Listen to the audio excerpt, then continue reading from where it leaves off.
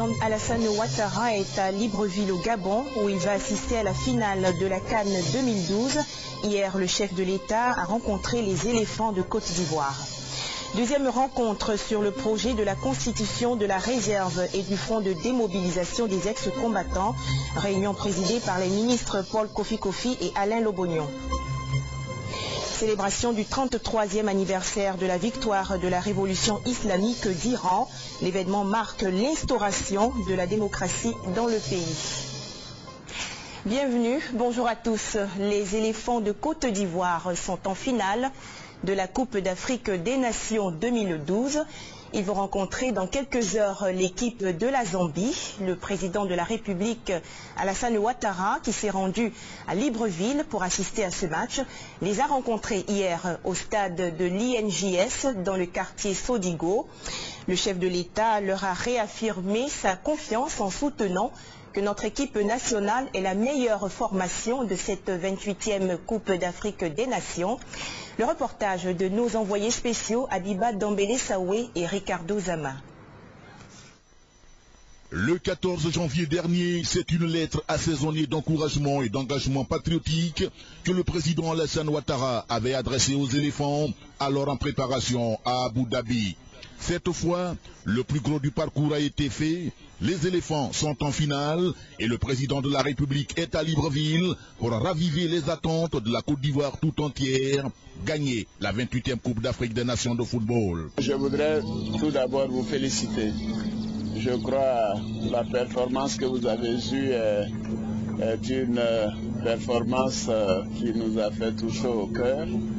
Et faire tout ce parcours sans prendre un seul but est déjà quelque chose d'extraordinaire. Et félicitations pour cela. Mais félicitations pour les victoires successives que vous avez eues. Mais je dois dire personnellement, cela ne m'a pas surpris parce que je connais la qualité de notre équipe, la détermination et la cohésion. Et je suis particulièrement heureux d'être là ce soir. Je suis allé directement sur Franceville pour m'incliner sur la tombe du président Bongo, qui a eu des liens très forts avec notre premier président, et demander sa bénédiction. Et je crois qu'elle est obtenue pour que vous puissiez aller de l'avant. Je voudrais vous dire que nous ne venons mettre aucune pression sur vous. Donc soyez détendus comme vous l'avez été, parce que nous avons confiance en vous. Je crois que les Ivoiriens sont très fiers de notre équipe nationale. Nous considérons que nous avons la meilleure équipe et en général le meilleur gagne, n'est-ce pas? Donc sans mettre de pression, sans faire de pronostic, nous savons que nous comptons sur vous et que vous allez faire en sorte que tous les Ivoiriens soient la ville d'Abidjan, tout le pays soit en joie demain. Et je voudrais donc vous féliciter, vous dire que la Côte d'Ivoire a besoin donc de notre équipe nationale. Ce n'est pas la première année que vous montrez votre capacité. Donc ce n'est pas seulement pour cette année que je vous félicite, mais je vous félicite pour les années antérieures, pour tout ce que vous avez fait. Bon, quelquefois dans le football, comme dans tous les sports, il y a des années où on a la chance, il y a des années où on n'a pas de chance. Mais cette année, en plus de la chance, vous avez montré que vous êtes une grande équipe et une performance exceptionnelle, tout le monde l'a reconnu. Faire tout ce trajet sans encaisser de buts et marquer autant de buts, ceci est parfaitement exceptionnel. Donc je suis venu spécialement ce soir en revenant de Franceville, vous saluer donc le président Sidi, notre entraîneur Zawi, et leur dire que nous sommes confiants. Nous sommes confiants et nous allons donc retourner tout à l'heure pour vous laisser vous concentrer. Et vous avez nos bénédictions, vous avez nos prières et très bonne chance. Nous serons là avec plusieurs chefs d'État pour nous pouvoir jouer le jeu important, exceptionnel et brillant dont vous avez l'habitude. Je sais que vous ferez honneur non seulement à la Côte d'Ivoire, mais à toute l'Afrique. Donc bonne chance. Merci.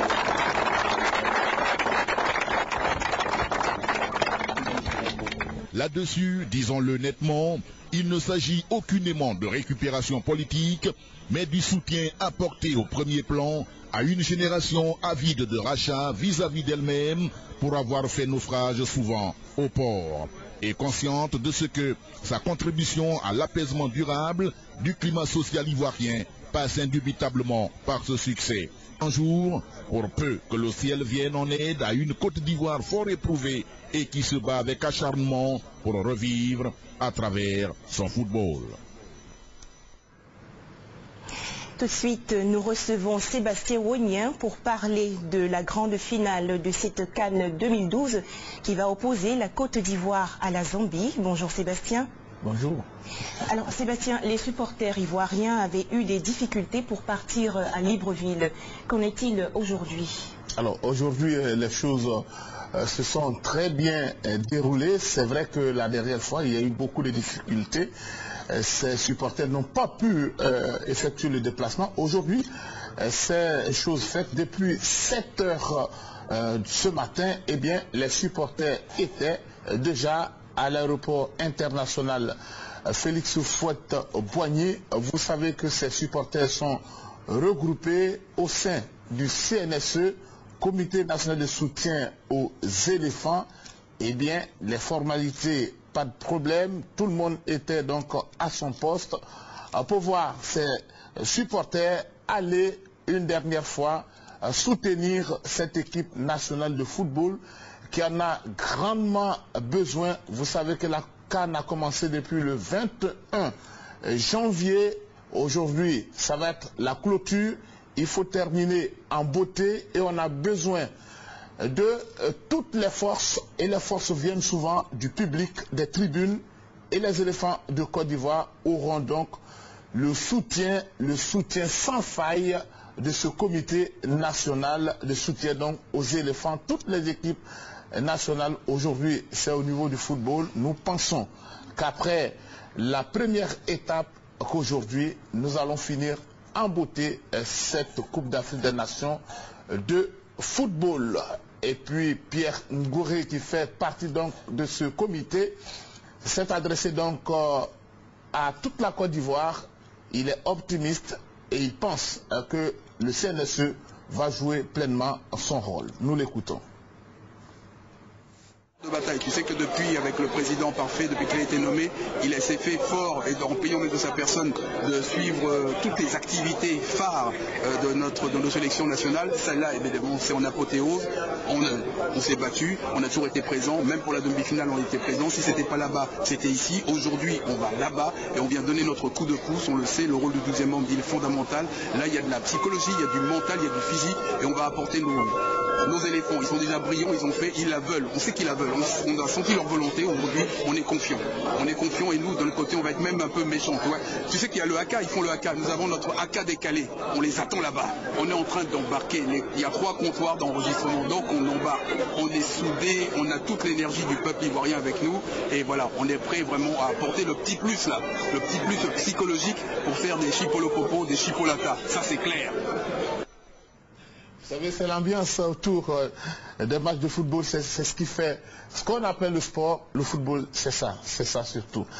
Alors, comment ces deux pays sont arrivés en finale de la 28e édition de la Coupe d'Afrique des Nations de football? La Côte d'Ivoire a joué devant le Mali et le Ghana était face à la Zambie. Victoire de la Côte d'Ivoire et de la Zambie. Retour sur les buts de ces différentes rencontres.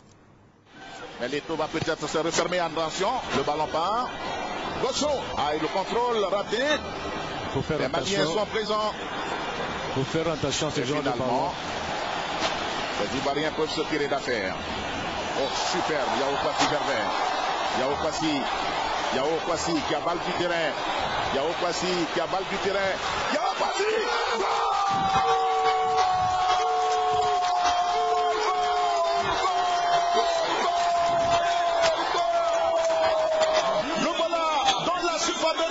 Malienne, il attend du soutien qu'il n'a pas et il ouvre bien son pied droit l'enfant de Tanda, Yao Kwasi Gervais. Au départ, il y a ce dribble étourdissant qui laisse sur place son garde du corps. Et il avale du terrain. Combien de mètres a-t-il parcouru? Et c'est la conclusion, il est furieux. Alain Giresse.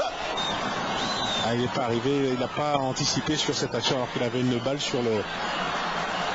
Attention à cette frappe. L'ouverture du score. Le but pour la Zambie. Scénario catastrophe pour le Ghana. But marqué par Mayuka. On le sentait venir, on le disait, à force de se créer des occasions, à force de ne pas marquer, le Ghana s'exposait. Et bien la preuve avec cette ouverture du score pour la Zambie. Décidément l'invité surprise fait de plus en plus parler d'elle. Elle arrive à faire la différence. On va revoir encore une fois cette action bien amenée de l'arrière et puis le ballon bien enveloppé aussi par Mayuka. Et voilà la Zambie qui mène 1-0. C'est contre le cours du jeu, mais attention, la Zambie avait choisi de subir, et là voilà, il a sorti la tête pour frapper au bon moment. Merci d'être revenu sur la qualification des deux formations. À votre avis, la guerre psychologique qui existe entre les deux sélectionneurs peut-elle avoir une influence sur cette finale? Je pense que c'est comme ça. Hein. Vous savez qu'on joue une finale. On joue une finale et Hervé Renard, à la conférence de presse, a été clair. Et je n'ai pas peur des éléphants de Côte d'Ivoire. Je connais cette équipe, je connais les joueurs. J'ai tous les moyens pour battre la Côte d'Ivoire. C'est de bonne guerre. Parce que vous savez, quelquefois, quand vous n'avez pas assez de moyens, assez de force, vous utilisez d'autres techniques de déstabilisation. Mais je pense que Zawi et François est suffisamment expérimenté. Il a compris ce que c'est que ce message. Mais il faut dire une chose, on prend tout au sérieux. Zawi François prend tout au sérieux. Toutes les informations données par un entraîneur sont à analyser et à utiliser pour ce match ce soir. Nous écoutons donc les deux entraîneurs, Hervé Renard et François Zawi. On n'a peur de personne. Vous êtes ivoirien, on n'a peur de personne. Mais on vous respecte beaucoup. On sait la qualité de vos joueurs. On les voit toutes les semaines à la télévision. On voit leurs exploits. On sait ce dont ils sont capables. Ils sont capables de faire la différence à tout moment offensivement. Ils sont très solides défensivement. Donc pour nous, on est devant une montagne. Mais on a tellement de détermination qu'on n'a pas peur d'aller au sommet. Hervé, c'est un entraîneur que j'admire beaucoup, qui fait un excellent travail. Je sais que des fois, il a besoin de ça un peu de stabiliser, mais nous, on est serein. Partie, je veux dire, de la stratégie de tous les entraîneurs, de temps en temps d'envoyer un peu des pics là-bas, mais nous on est serein, on sait effectivement qu'on s'attend à un match de football très difficile, et une équipe ultra motivée, et que ça fait partie vraiment de notre objectif de ne pas sortir de notre concentration et de rester serein. Bon, on sait dans notre profession que ça fait partie du buzz. Mais moi je sais qu'il va nous mettre en face 23 joueurs déterminés à vouloir gagner. Effectivement, je suis heureux que lui, il dise qu'il veut la gagner, parce qu'au moins il ne cache pas ses ambitions. Mais nous, effectivement, aussi on veut la gagner. Donc ce que j'espère, c'est que ce soit un très très beau match de football, surtout un état de fair play, et que sur le terrain, l'arbitre ne soit pas des cartons rouges, et que ce soit un match plaisant à regarder de deux côtés, et que la finale soit la Côte d'Ivoire qui gagne, c'est tout, c'est mon souhait. Voilà, chacun donc va à cette finale avec ses atouts et nous pensons que la Côte d'Ivoire fera tout pour revenir avec ce trophée. Hier, il y a eu donc la rencontre pour la 3e place. Eh bien, c'est le Mali qui a eu raison du Ghana de but à 0. Le Mali termine en beauté la CAN Orange 2012 en s'offrant la petite finale aux dépens du Ghana. 2-0 grâce à un doublé de son avancante Cheikh Tidiane Diabaté. La première réalisation malienne se situe à la 23e minute suite à un corner tiré en 2 temps. Le tir de Diakité, mal renvoyé par Kouarassé, le porteur ghanéen, profite à Diabaté. 1-0 pour le Mali à la pause. La seconde période est dominée par Seydou Keïta et ses coéquipiers du Mali, malgré le jeu physique imposé par la formation ghanéenne. Le Mali fait le break à la 80e minute. Cheikh Tidiane Diabaté, encore lui, profitant d'un service de Dembélé au point de pénalty, inscrit son second but. 2-0 pour le Mali qui termine à la 3e place après 40 ans d'absence sur un podium africain. Merci Sébastien Wonier. Une dernière question. Avez-vous espoir en la victoire de nos éléphants? beaucoup d'espoir. Je pense que nous avons tout fait pour atteindre la finale. Ce que nous demandons aux Ivoiriens, c'est de rester sereins, de ne pas fêter avant, mais d'être sûr d'une chose, unissons nos forces comme nous avons commencé au départ, prenons tous les adversaires très au sérieux. Un match se joue 90 minutes, soyez prudents, mais on ira et on fera l'essentiel. Merci Sébastien Ouagna. Direction la cité minière de Bonikro, dans la sous-préfecture de Iré, où les populations soutiennent l'équipe nationale. Un élan nationaliste qui est démontré à chaque rassemblement pour assister au match de la Côte d'Ivoire. La preuve dans ce compte rendu de Eugène Atoubé. Demi-finale de la CAN. La Côte d'Ivoire vient de marquer contre le Mali.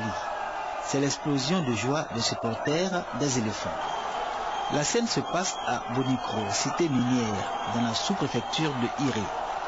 Ici, la société d'exploitation minière Nocrest a offert le match aux populations grâce à un dispositif sur mesure. Une initiative de Famoussa Kamara, cadre de cette entreprise. C'est ainsi à chaque rencontre des éléphants.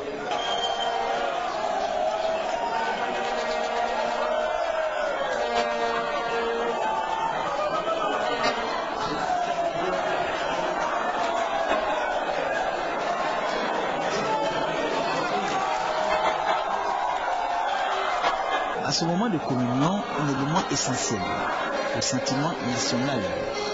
Chaque match de la Côte d'Ivoire est le moment de l'exprimer ici à Bonikro. Ce qui est vu dans ce village préfigure une Côte d'Ivoire solidaire, unie, une et indivisible. Une Côte d'Ivoire dont les populations partagent les mêmes valeurs, le même idéal. Les Américains et les Australiens de la mine de Bonikro ont été séduits par cette réalité ivoirienne post-crise. Ils se sont joints aux populations pour soutenir les éléphants et les pousser à la victoire. À Bonikro, on ne cache pas son optimisme de voir la Côte d'Ivoire remporter cette CAN.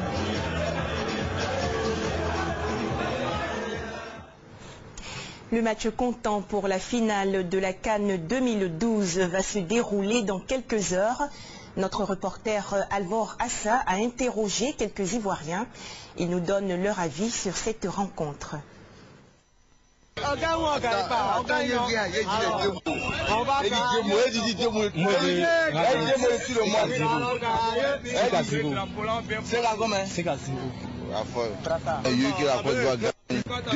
J'ai vu marquer 1, Drogba a marqué 1. C'est fini 2-0. Ils vont gagner, Inch'Allah. On va prendre la coupe. 2-0, Inch'Allah. 3-0 Côte d'Ivoire.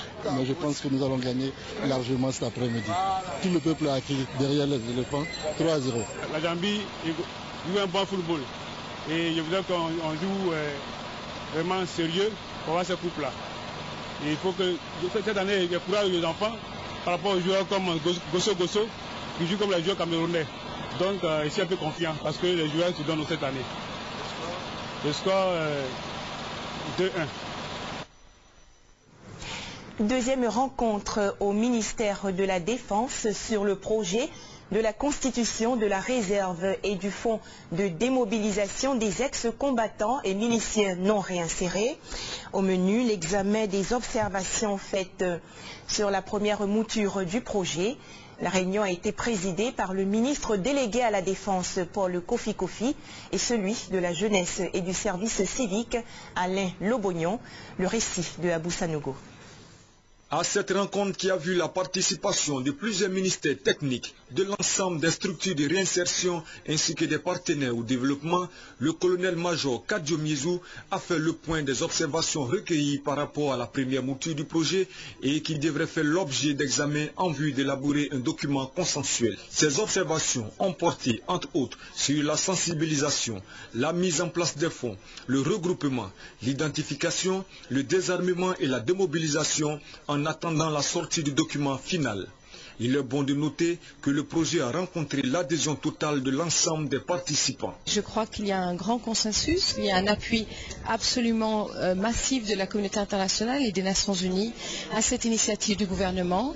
Je pense que l'initiative du ministre est tout à fait saluée et reconnue et nous allons la soutenir autant que possible. Ce projet est un projet qui arrive à point nommé, qui nous permettra donc d'une pierre deux coups, non seulement de régler un temps soit peu cette question sécuritaire et aussi régler la question de la réinsertion des ex-combattants. Tous les partenaires sont largement prêts à accompagner la Côte d'Ivoire, à commencer par l'ONUCI.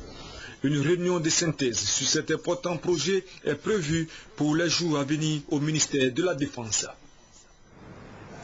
Direction le camp Gallieni pour assister à la remise de 300 matelas aux forces républicaines de Côte d'Ivoire. Ce don fait par un opérateur économique a été réceptionné par le chef d'état-major général des FRC, le général de division Soumaïla Bakayoko. Les détails avec Abou Sanogo. Ce sont au total 300 matelas que les forces républicaines de Côte d'Ivoire ont reçus des mains de Riyad Yassine, opérateur économique. Ce don de haute portée a été apprécié à sa juste valeur par les autorités militaires présentes. En remettant symboliquement une vingtaine de matelas au chef d'état-major général des forces républicaines de Côte d'Ivoire, le général de division Soumaïla Bakayoko, Yassine Jouer, le porte-parole de l'heureux donateur, a loué les qualités militaires exceptionnelles du général Soumaïla Bakayoko pour sa patience et son courage dans la reconstruction de la nouvelle armée. En réaction à cet acte de générosité, le général Soumaïla Bakayoko a chaleureusement traduit toute la profonde gratitude du ministre délégué à la Défense à l'heureux donateur et exprimé sa satisfaction de recevoir cet important lot de matelas qui, à n'en point douter, devra faciliter et améliorer les conditions d'encadrement des troupes. Un cocktail et une photo de famille ont mis fin à cette sympathique cérémonie.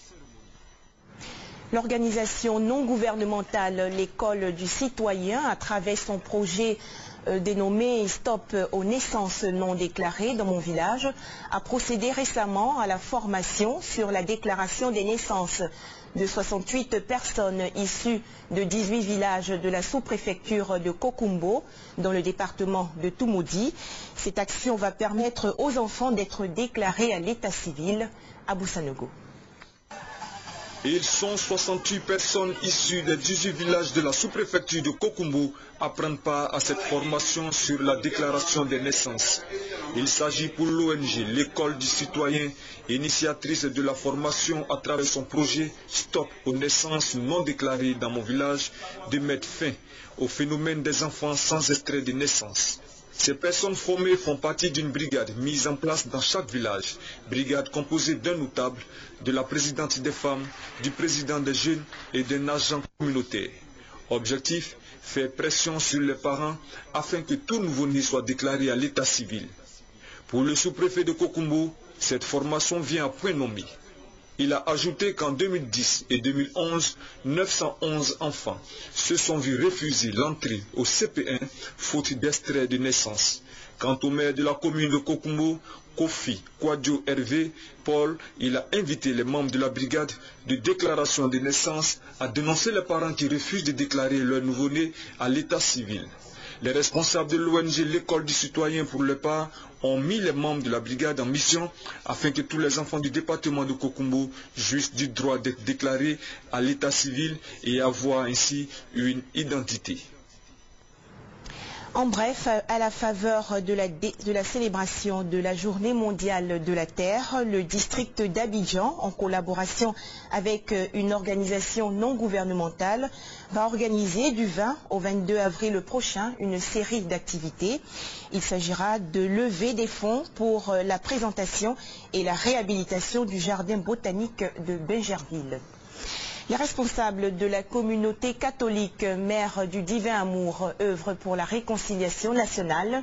Ils ont organisé une caravane de repentance et de réconciliation qui va sillonner les communes du district d'Abidjan.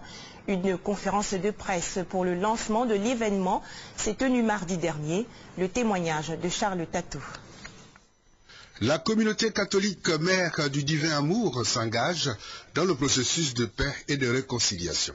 Elle a établi un programme de prière et d'action concrète, dont une caravane de repentance, de guérison et de réconciliation à travers 4 communes du district d'Abidjan, à savoir Yopougon, Abobo, Koumansi et Plateau. À travers cette caravane, les responsables de la communauté mère du divin amour veulent offrir une occasion aux populations ivoiriennes afin de faire l'autopsie de leur histoire passée pour voir les maux qui ont entraîné la crise post-électorale connue par le pays. Une conférence de presse relative au lancement de cette caravane a permis au frère Clément Akobé, actuel modérateur général de cette communauté, d'exhorter les Ivoiriens à une conversion profonde afin de devenir de nouveaux hommes avec toutes les qualités qui honorent Dieu. Il s'agit d'un changement de direction. Le passage de la Côte d'Ivoire des partisans à la Côte d'Ivoire des valeurs. Pour cela, il faut revenir à Dieu, qui opère dans le cœur de l'homme le changement. Toujours pour une réconciliation vraie, il faut une guérison intérieure. La communauté mère du divin amour est née en 1989 dans l'archidiocèse d'Abidjan. Les pasteurs de l'église SEMA de Côte d'Ivoire veulent également contribuer au processus de réconciliation initié par le président de la République Alassane Ouattara. Ils étaient récemment en séminaire. Le commentaire de Abou Sanogo.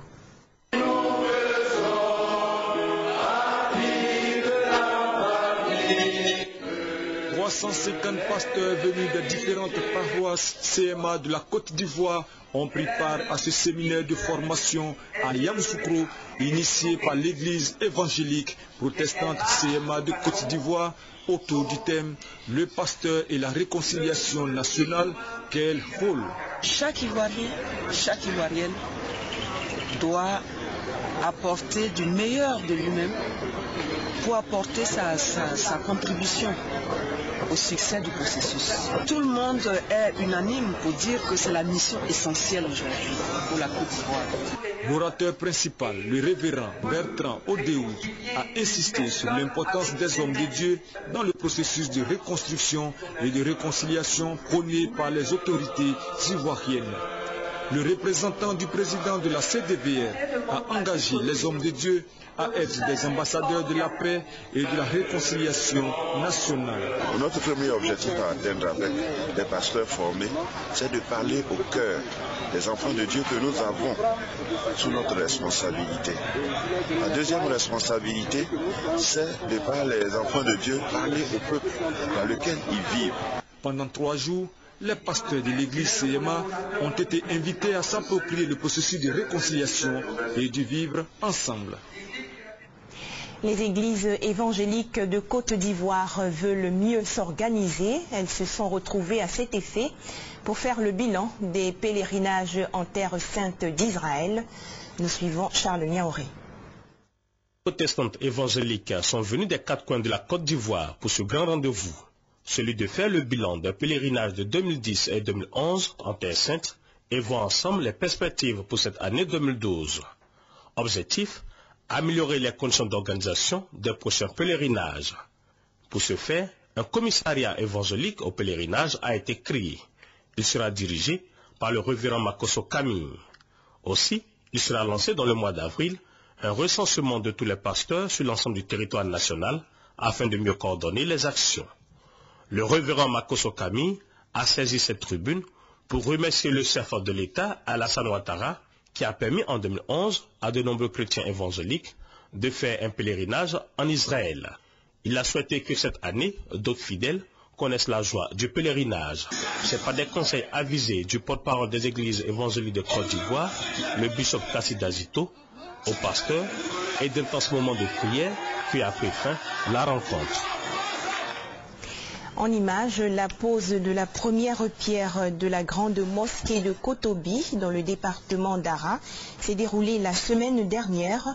D'un coût global de plus de 80 millions de francs CFA, la mosquée sera financée par les fils de la localité, à l'exemple de Stéphane Cablan, ressortissant de Kotobi et qui a fait un don de matériel de construction.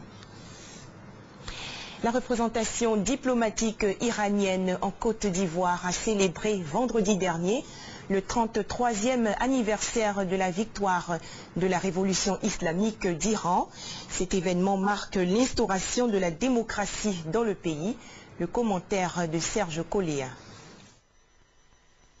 En 1979, une révolution islamique conduite par l'ayatollah Imam Khomeini chassait du pouvoir le régime dictatorial du Shah Mohamed Reza Pahlavi. 33 ans après, le peuple iranien célèbre l'événement. En Côte d'Ivoire, l'ambassadeur de la République islamique d'Iran a convié autorités ivoiriennes, organisations islamiques, leaders religieux et pays amis à un dîner.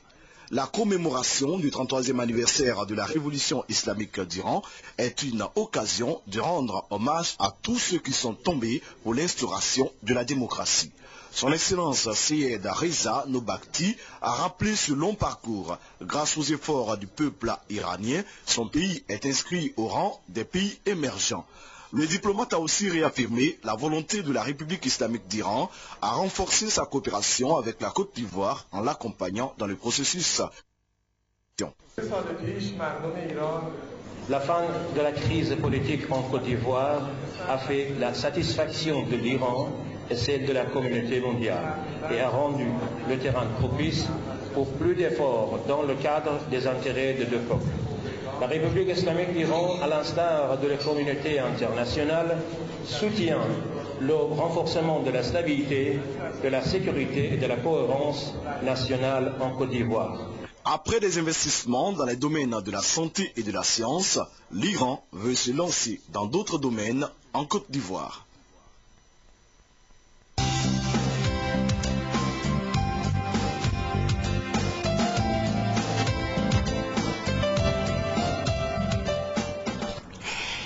Orientation, formation, encadrement et réinsertion, elles sont les clés que l'État offre à la jeunesse de Côte d'Ivoire après la guerre.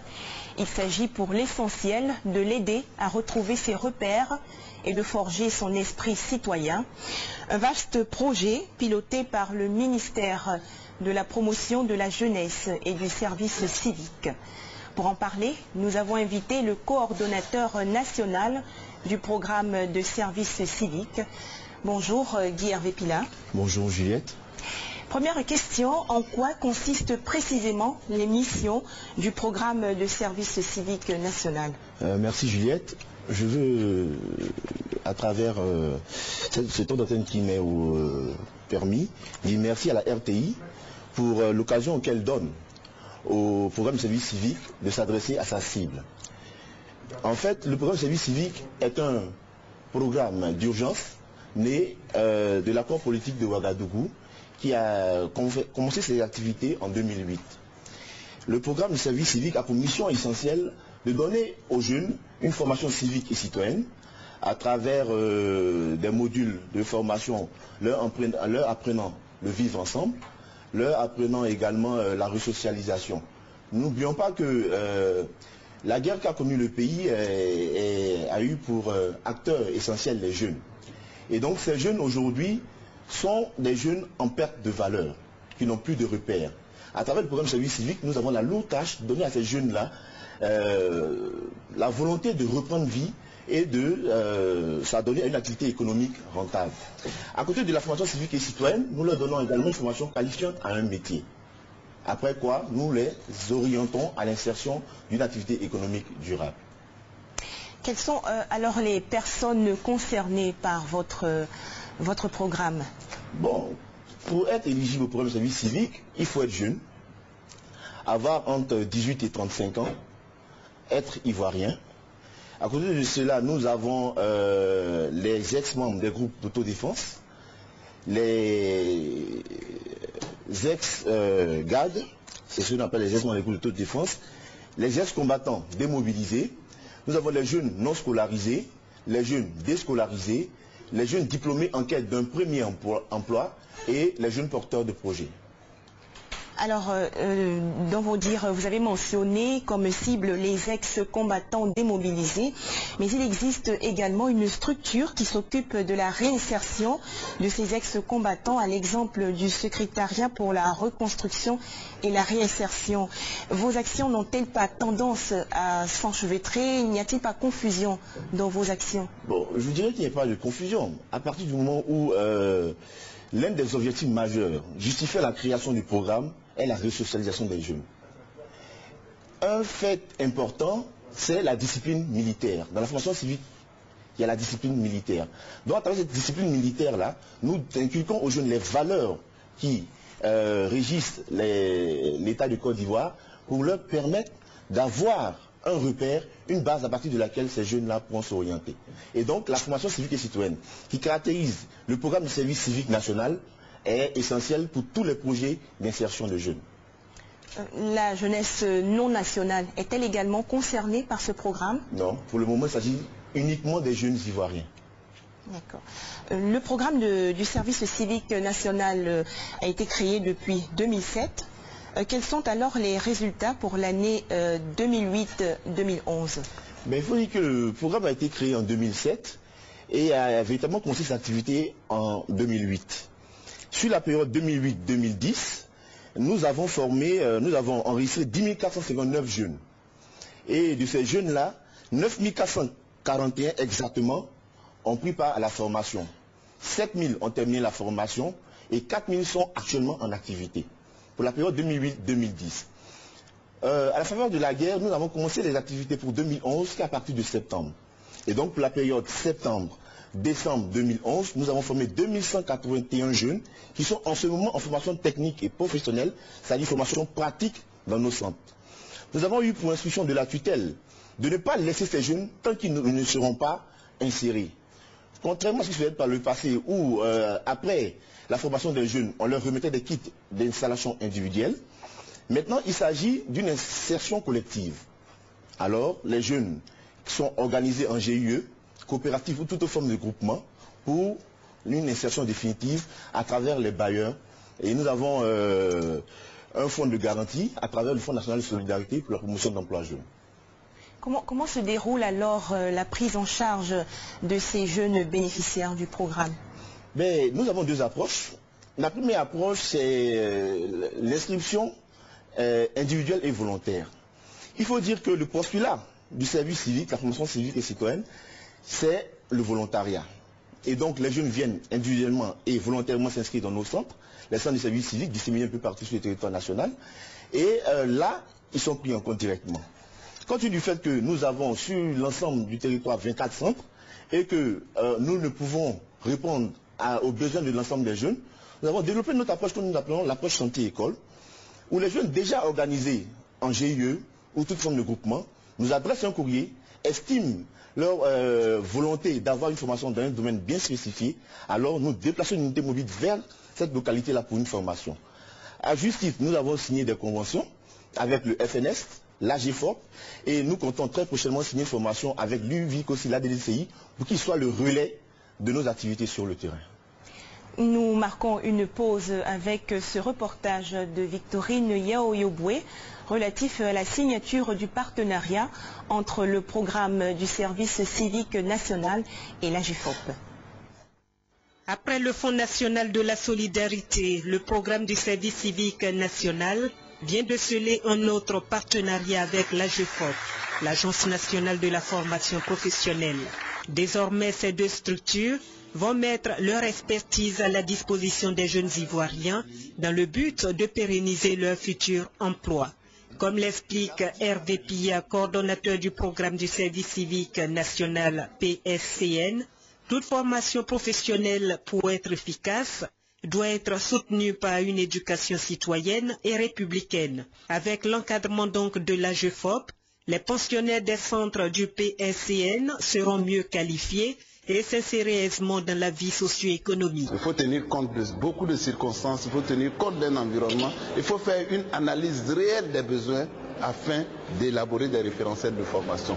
Telle est la démarche que nous entreprenons ici dans la maison et que nous allons mettre au service de tous nos partenaires, à commencer par le programme Service civique national. Ce partenariat signé entre le programme du service civique national et l'Agence nationale de la formation professionnelle est prévu pour durer 1 an. Alors, Monsieur Pila, ces 10 000 jeunes dont parle le reportage, ont-ils commencé leur formation ou s'agit-il d'une action à venir? Mais il faut dire que dans notre plan d'action 2012, nous avons prévu former et insérer 10 000 jeunes. Et donc, c'est de ces jeunes-là qu'il s'agit. Pour l'année 2011, nous en avons formé sur les 4 mois 2011, nous avons formé 2181 qui sont encore en formation en vue d'une insertion de ces jeunes-là. Pour les 10 000 jeunes dont on parle, il s'agit en fait des jeunes que nous allons bientôt recruter, parce que d'ici la semaine prochaine, vous verrez les spots, nous allons bientôt recruter des jeunes que nous allons prendre en compte dans notre pipe. Mais à côté de cela, il faut dire qu'à travers cette signature de convention, il s'agit pour nous de ne plus faire des formations maison. Nous n'allons pas former des jeunes dont les diplômes ne sont reconnus que par le PSN. Donc, il s'agit de valoriser cette formation à travers la signature que nous avons signée, la signature de convention que nous avons eue avec l'AGFOP, afin que nos différents modules de formation puissent respecter les normes en vigueur. Aussi, pour accomplir votre mission, avez-vous les moyens de votre politique de réinsertion des jeunes? Êtes-vous financièrement aidé par des partenaires extérieurs, publics ou privés?